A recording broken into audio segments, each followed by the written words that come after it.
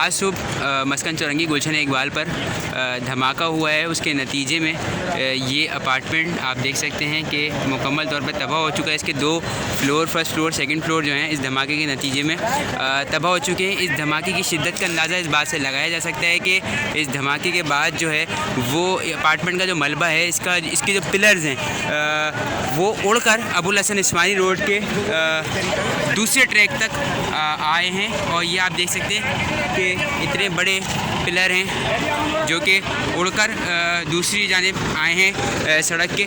यहाँ पर इस वक्त इस जगह पर मलबा बिखरा पड़ा है।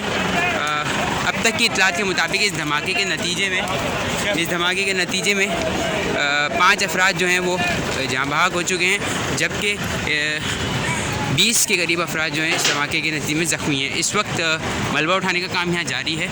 धमाके के बाद पुलिस रेंजर्स की भारी नफरी इस जगह पर पहुँच गई थी, जिन्होंने रेस्क्यू वर्क का आगाज़ किया था। अभी तमाम ज़ख्मियों को निकाल लिया गया है, मगर इस वक्त भी जो है वो धमाके के मुकाम पर जाने की इजाज़त नहीं है, क्योंकि आगे की तहकीकात जो हैं वो कर रहे हैं इदारे।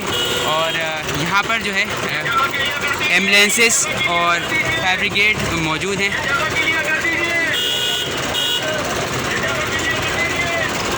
धमाका बहुत शदीद था। इलाका जो मकीन है वो बताते हैं कि धमाके की आवाज़ बहुत ज़्यादा थी। अभी भी तक इलाके के लोगों में खौफ व हिरास पाया जाता है।